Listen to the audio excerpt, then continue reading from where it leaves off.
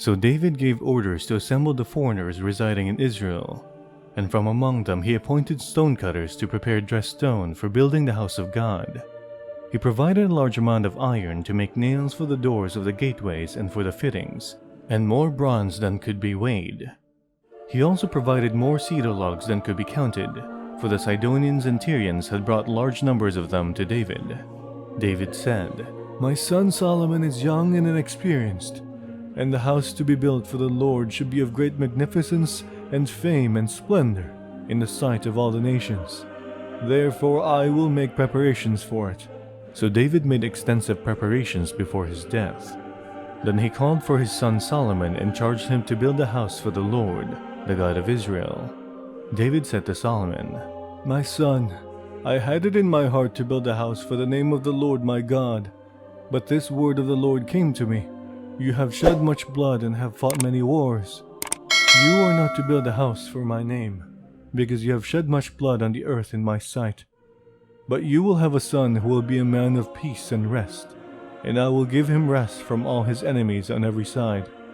His name will be Solomon, and I will grant Israel peace and quiet during his reign. He is the one who will build a house for my name. He will be my son, and I will be his father. And I will establish the throne of his kingdom over Israel forever. Now, my son, the Lord be with you, and may you have success, and build the house of the Lord your God, as he said you would.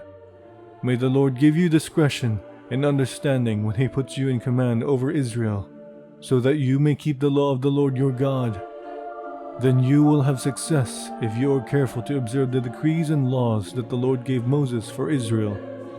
Be strong and courageous. Do not be afraid or discouraged.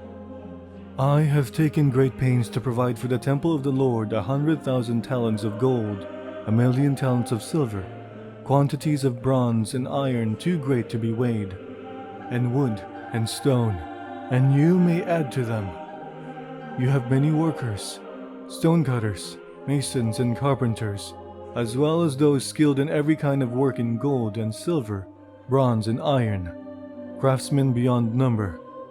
Now begin the work, and the Lord be with you." Then David ordered all the leaders of Israel to help his son Solomon. He said to them, "Is not the Lord your God with you? And has he not granted you rest on every side?